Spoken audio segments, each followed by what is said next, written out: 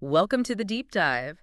Today, we're tackling a pretty intimate topic, something a lot of us are curious about, oral sex. Right. And we're using Ian and Alicia Denchesy's book, The Art of Oral Sex, as our main guide. Yeah. Bring your partner to new heights of pleasure. It's quite the title. It is. So think of this less like just learning techniques and more like unlocking a deeper way to understand pleasure for you, for your partner. Exactly. We're not just, checking boxes here. Yeah. The Denchesy's, they offer this perspective that really goes beyond the basics.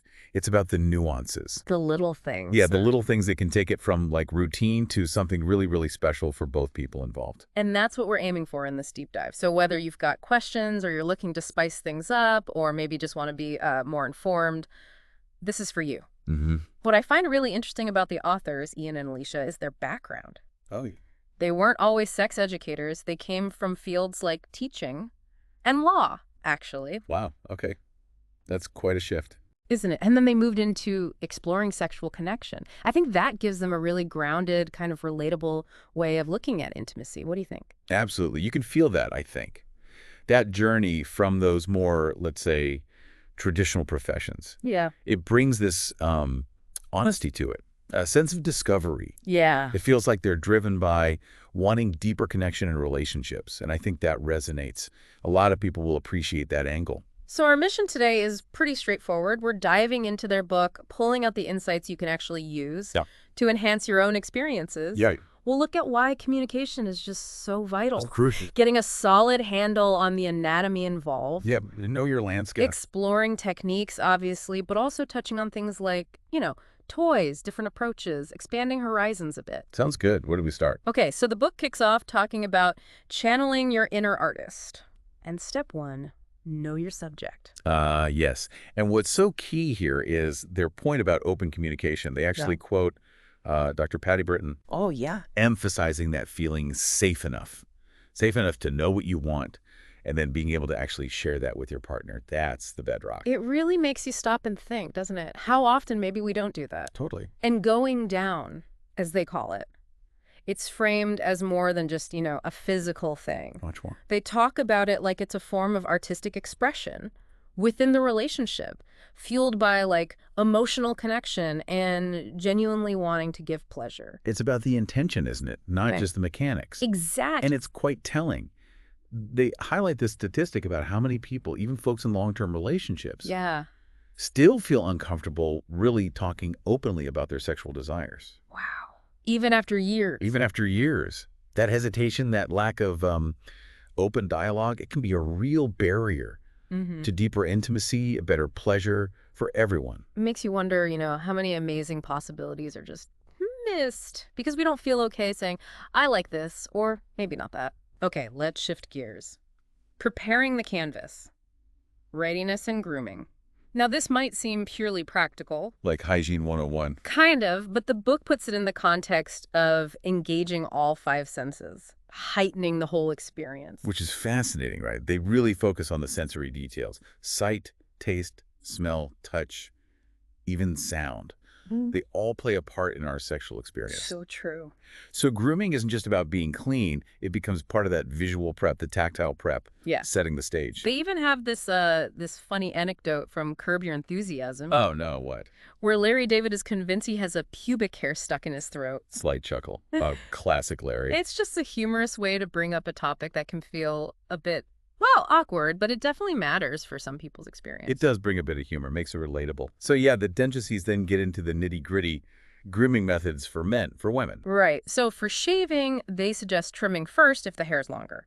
Scissors or an electric trimmer. Makes sense. Avoids clogging the razor. Good practical tip. And then the classic advice. Warm shower or bath first. Softens the hair. They even suggest applying like natural oils first. Olive oil, grapeseed oil. Helps minimize irritation. Okay. And here's one I found interesting. Pre-treating with hair conditioner. Conditioner, really? Yeah, apparently the lanolin helps the razor glide better, cuts down on razor burn. Who knew? Huh. Good tip. It really comes down to technique then. They stress using a good lather, shaving cream, or gel. And using a mirror for visibility, especially for, tricky spots. Makes sense. And for the actual shading, the advice is generally top down. in the direction of hair growth, if you can. Yeah, and rinsing the razor often. Keep it sharp, keep it clean. Okay. Now, for guys, they have specific advice for the testicles. Right, key point here. Pull the skin taut. Create a smooth surface. And use gentle downward strokes. Gentle being the operative word there, I imagine. Definitely. And they remind you not to forget that area between the anus and the scrotum, often missed. Good point. And aftercare. Hypoallergenic lotion. Definitely avoid anything with alcohol. Ouch. Yeah, it sounds like a bad idea. And if you do get razor rash, they suggest things like neosporin, almond oil, aloe vera, even cocoa butter for soothing relief. Okay, good to know. And they make this interesting point about the visual effect. Oh, yeah. That removing pubic hair can actually make the penis look a bit larger. Huh. Creates an illusion. Huh. So it's not just about cleanliness. Could be a psychological thing, too. Could be. Right. And a clear warning, avoid depilatory creams, like Nair, down there. Yeah, they say the chemicals are too harsh, can cause irritation, and aren't really designed for coarse pubic hair anyway. Good to know. Best avoided. Okay, what about powered shavers, grooming kits? They mention those too. Some people find them more convenient. They list brands like Seiko, Panasonic, just as examples. And the advice is similar? Pretty much. Trim first, warm bath, maybe a little talc for dryness. Talc? Okay. Small, gentle circular motions. Use a mirror. And regular trimming to maintain it. For those who already have an electric shaver, they say use the trimmer attachment for the bulk, then carefully use the shaver part on the genital area. Carefully being the key word again. Definitely. And they clearly caution avoid the testicles with the shaver itself for obvious reasons. Very obvious reasons. Okay, what about waxing? They cover that too. Doing it yourself or going to a salon. Two main types. Bikini wax. Just the edges? Right, what might peek out of swimwear. And then the Brazilian. Which is everything, or mostly everything. Usually everything, yeah. Or sometimes leaving just a small strip, like a landing strip. Gotcha. And the process? Powder oil first, then hot wax, then the rip. Ouch. Yeah. Tweezers for strays, maybe scissors for shaving if you want that. Yeah. They point out the wax for pubic hair is often different, stronger. Beeswax and oils maybe. And they're honest about the pain. Oh, yeah. They say it can hurt, especially the first time, but it often gets better with repeated treatments. Follicles weaken. Makes sense. Are there ways to manage the pain? Topical anesthetics, yeah. Numbing creams. And there are even hair inhibitors you can use afterward to slow regrowth. Interesting. And here's a nice tie-in back to intimacy. They suggest using grooming time as foreplay. Oh, how like, so? invite your partner into the bath, help apply lotion afterwards. It can build anticipation, connection. That's actually a really nice idea. For more permanent solutions, they touch on electrolysis and laser hair removal. The more high-tech options. Right, but they caution can be expensive, potentially painful, and results aren't always 100% guaranteed permanent. So do your research. Good advice. Electrolysis uses electric current on follicles, right? Mm-hmm. And laser uses light. Exactly. Targets the pigment. So the big takeaway from all this grooming talk seems to be talk to your partner. Absolutely. Communication is key. Whether you prefer smooth, natural, something in between, talking ensures everyone feels happy and comfortable. That's what matters most. Totally agree. Our bodies are the canvases, they say, preparing them in a way that boosts pleasure and comfort for both. Mm-hmm. That's a big step towards being that oral artist. Well said. Okay, Chapter 3 gets into Sensual Anatomy 101, and this feels so fundamental. All right, absolutely crucial. Knowing the physical landscape you're exploring makes a huge difference. Knowing where to focus, how to maximize pleasure.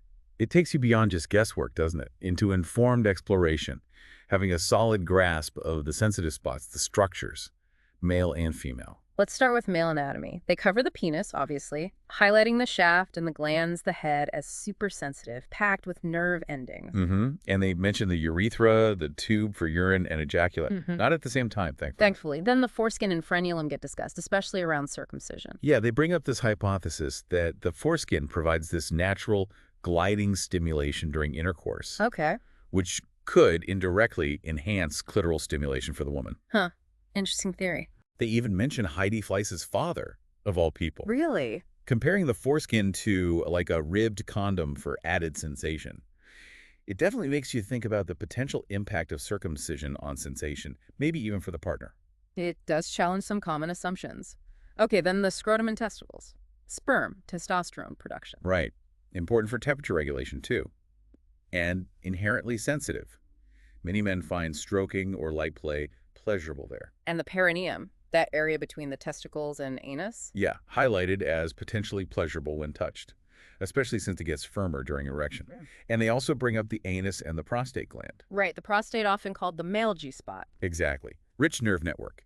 Potential for intense pleasure through stimulation, especially internal massage, described as a deep, full sensation for those who enjoy it. Okay, let's switch to female anatomy. Starts with the vulva, that whole external area. Mons pubis, the fleshy bit above. And the labia majora, the outer lips. Then the labia minora, the inner lips. Described as highly sensitive, directly connected to the clitoris. Licking, gently teasing these can be very arousing, even lead to orgasm for many women. They also mention the urethra opening and the vaginal opening. Right. And then, of course, the clitoris, which they rightly emphasize. Its only purpose is pleasure. Such an important point to remember. And it's not just the visible part, right? It extends internally quite a bit. A much larger structure than most people realize. Then there's the G-spot discussion. Ah, yes, the G-spot. Located, they say, on the front wall of the vagina, a few inches in. Typically, yeah. They mentioned that come hither, motion, fingers and tongue, stroking, beckoning. As a way to stimulate it. Right. Which can potentially lead to what some women experience as ejaculation or squirting. Having this basic map really sets the stage for the techniques later. Definitely. The chapter also gets into sexual pleasure more broadly. Orgasm. For men, they distinguish between ejaculation, the release, and orgasm, the feeling. Good distinction. And they touch on the refractory period afterward. Harder to get another orgasm right away. But they also talk about techniques some men use to delay ejaculation, or even have multiple orgasms. Breathing, certain practices. Yeah, and they even mention dry orgasms, the feeling without the fluid. Interesting. They do briefly mention something about the refractory period and anecdotal reports about a drug called Dostonex, Oh. saying it might shorten it. But, and this is crucial, they make it clear this is a hormone-altering drug, potential side effects, not approved for sexual dysfunction. Okay, important disclaimer. Be cautious. Very cautious. Health and safety first. Right. Now, female orgasm, they touch on that old debate, vaginal versus clitoral. Yeah, and they highlight Masters and Johnson's research. Physiologically, orgasms seem to follow the same stages, and clitoral stimulation is the main trigger for most women. Makes sense. They also mention a possible genetic link to orgasm ability, and the fact that clitoris is bigger than we thought might explain orgasms even after clitorectomy in some cases. Wow. They also mention spontaneous orgasms. Yeah, happening without direct stimulation.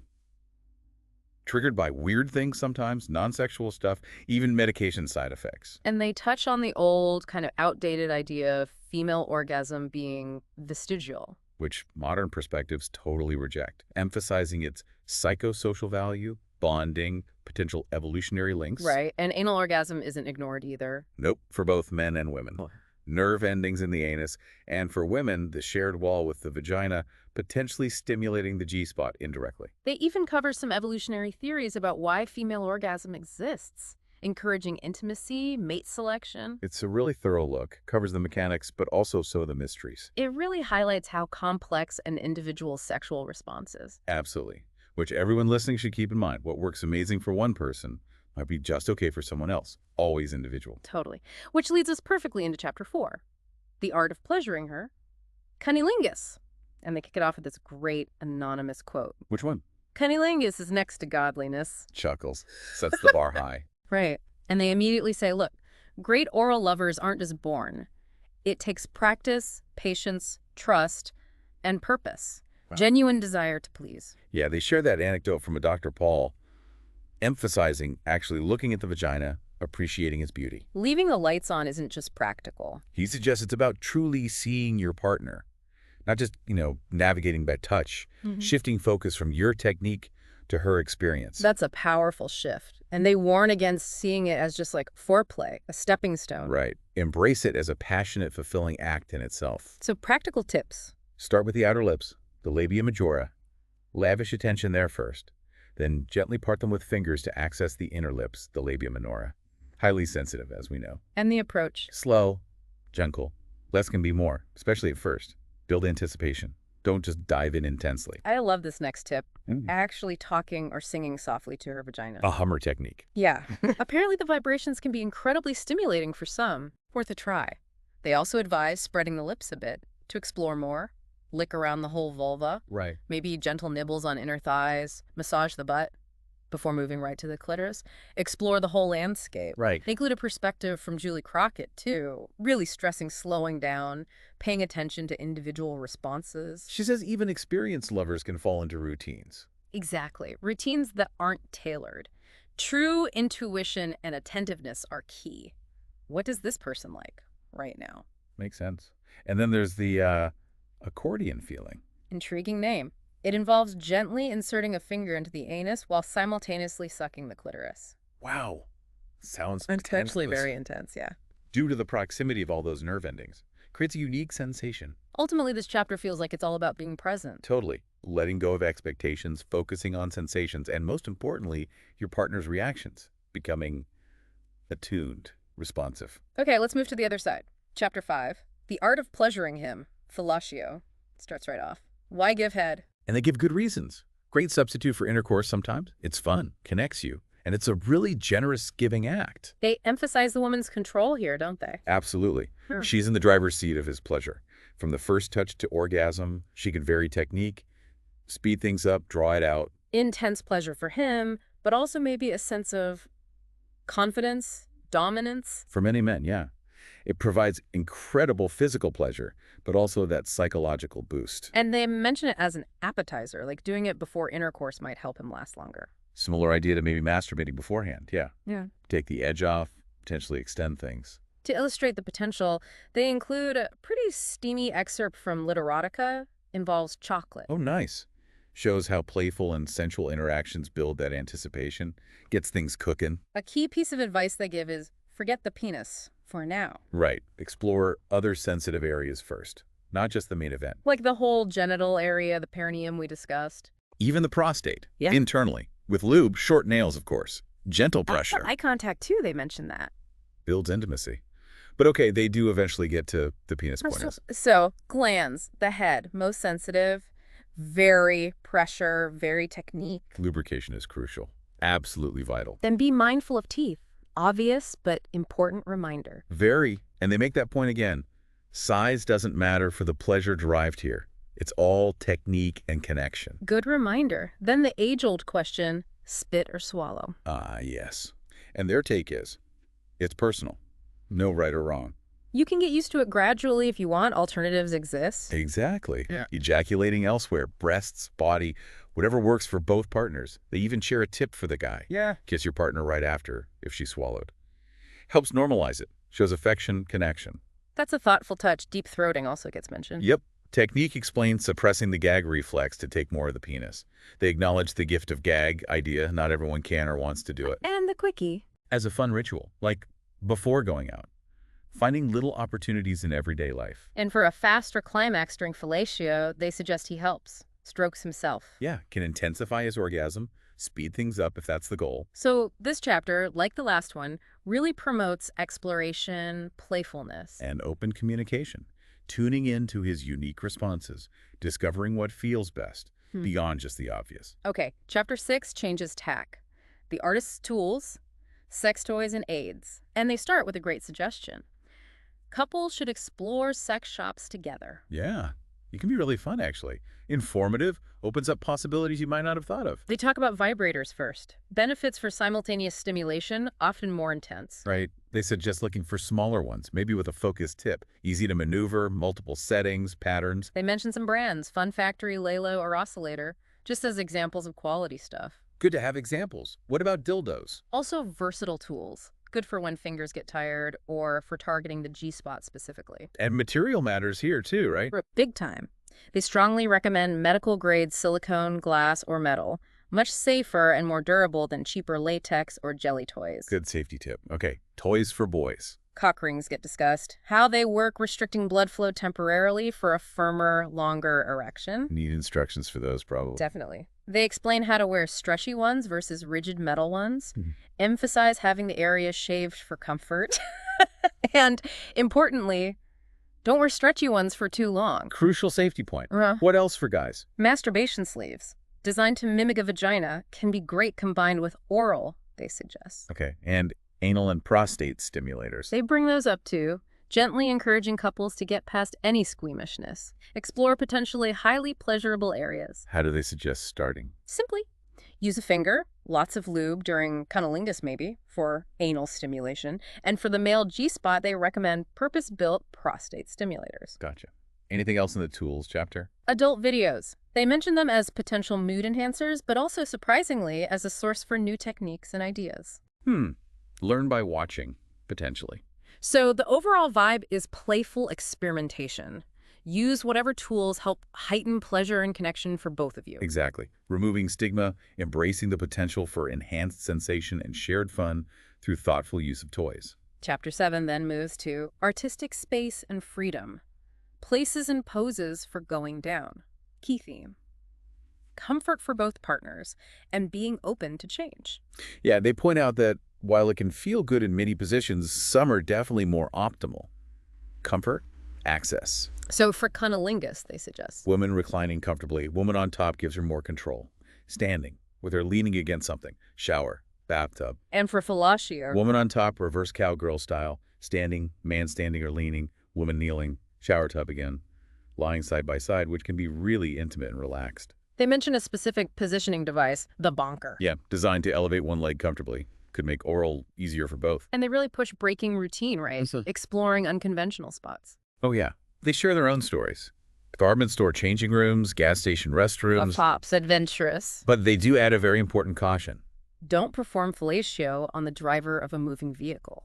Seems like sound advice. Definitely. It's about injecting spontaneity, excitement, changing the setting. They also mention a specific fellatio technique. Yeah.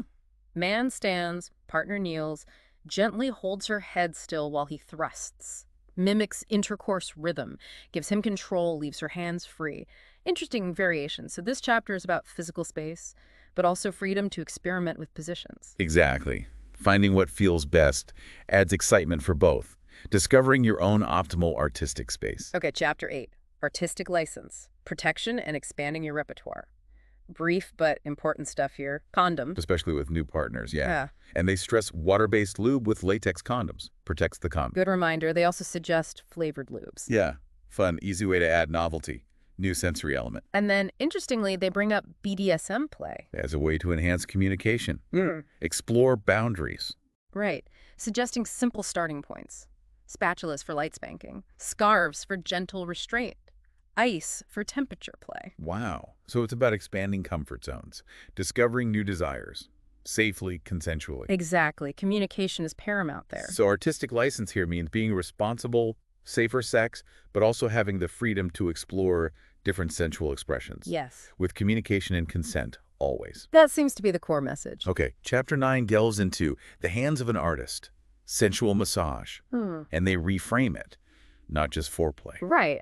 As a deeply fulfilling sexual experience in its own right, can lead to intense orgasms through touch alone. They even recommend getting a massage table if you're serious about it. They do. They stress it's way beyond just a quick back rub. So setting the scene is important. Hugely. Quiet space, no distractions, phones off, essential props, good quality massage oil, maybe flavored, and water-based lube for her. And communication up front is key. Absolutely critical. Talk beforehand. Expectations, preferences, what touch feels good, sensitive spots, allergies, off-limits areas. Makes sense. They even suggest meditating together first. Eye contact. Yeah, to build deeper intimacy before you even start touching. Nice. And the massage itself, how should it progress? Through stages, light sweeping touches first, then palms for broader strokes, gradually more pressure, even connecting with bone structure gently. And lots of oil, teasing erogenous zones. Definitely. Plenty of oil for smooth movement. And always pay attention to partners' cues, verbal and non-verbal. They give specific guidance for massaging female genitals. Yeah, a butterfly massage on the labia. Start broad, gentle. Then focus more on vulva, clitoris, G-spot, stressing the need for arousal, lubrication. Vibrators can be incorporated too. And for male genitals. Describe like a cat and mouse game. Vary speed, area, rhythm, build pleasure slowly. Partner receiving helps guide, gives feedback. Okay. They also mentioned aromatherapy briefly. Yeah, essential oils like rose, lavender. Enhance mood. Use in massage oils, bath, diffuser, with caution about proper storage and use. This chapter really emphasizes the power of intentional sensual touch. For sure. Your hands, your whole body. Dark, powerful tools for connection intimacy, not just arousal. Which leads nicely into Chapter 10, adding Tantra to the spectrum, featuring David Charu Morgan. A whole different approach. Totally. Tantra as meditation, bringing attention back to body sensations, moving beyond mental ideas about sex. They encourage approaching lovemaking in an unsexy way. What does that mean? It means surrendering to raw sensation, the present moment in your body, not being driven by societal ideas of sexy, just feeling. Okay, creating a sacred space is important in Tantra. Key element. Clean the room, remove clutter, add sensual details intentionally. Candles, incense, flowers. And ritual. Can help set intention, like standing opposite, circling the space, symbolically casting out negativity, calling in positive intentions for your connection. A sensual massage warm-up is often used. Yeah, progressing through light touch, softer strokes, pressure, bone connection, then reversing it to reawaken senses, and specific tantric techniques for oral pleasure. Woman guiding the man's hand, showing desired touch. Man worshipping the yoni, which can mean genitals for both with gentle touches. Forehead maybe, soft, sounds like Yeah. Focuses on sensation, not orgasm. Primarily, yes, savoring the journey, loving the whole body, thighs, feet, belly, breasts. Idea that loving breasts can open the vagina. Breathing into the yoni. Consciously breathing into the genital area, yeah. Gentle caressing, kissing, sucking, light biting, outer inner labia frenulum, slow pelvic rocking too. They mentioned tantric polarity, male-female energy. Yeah, complex idea. Male, positive genitals, negative chest. Female, negative genitals, positive heart breasts. Active charge between them. Suggests direct clitoral stimulation, negative pull. Before penetration might create tension sometimes. Holistic approach might be better. Wow, it's a very different way to think about intimacy. Profoundly different. Shifts focus to mindfulness, sensory awareness, energetic connection. It really does. Presence, connection, exploring pleasure in a way that feels ancient and new at the same time. Well put. Okay, chapter 11 takes another turn. Artistic expression. Oral erotic stories, using words as aphrodisiacs. They quote Isabel Allende. For women, the best aphrodisiacs are words. The G-spot is in the ears. Love that. Me too. So they present excerpts from the book as inspiration for the listener's own imagination, highlighting sensual details from stories like A Chocolate Lover's Dream, Brandon and Me, Under the Desk Diving. Shows the diversity of scenarios, explicitness, the power of narrative to stir desire, spark ideas. Using imagination as a key ingredient. Reinforces that oral sex isn't just physical. It's intertwined with fantasy, story, the power of suggestion. Finally, chapter 12 is super practical. Art supplies, resources for going down. Basically a curated list. Sex toy stores, lube websites, erotica sites, instructional DVDs, related books they found valuable. A guide for listeners inspired to explore more. Exactly. Concrete resources if a specific topic resonated and you want to dive deeper into those art supplies. Fantastic way to take the next step. Provides readily available resources for continued learning. Well, that wraps up our deep dive into the art of oral sex. We've covered, wow, a lot. We really have. From the absolute basics of communication and anatomy Foundational stuff. to all sorts of techniques for pleasuring everyone involved, incorporating toys, different places. Expanding the repertoire. And even touching on deeper mindful connection through things like Tantra. The Denchises really paint a picture of oral sex as an art form, don't they? Something that evolves through exploration, understanding, trying new things. Stepping outside routine. It's about embracing the potential for incredible pleasure, yes, but also for just deeper intimacy with your partner. Absolutely. So here's a final thought for everyone listening. Thinking about everything we explored today, what's maybe one new thing, one idea, one technique, one perspective that you learned or that you feel inspired to maybe try? Just take a moment with that. Maybe let it spark some new exploration, some new connection for you. Thanks so much for diving deep with us today.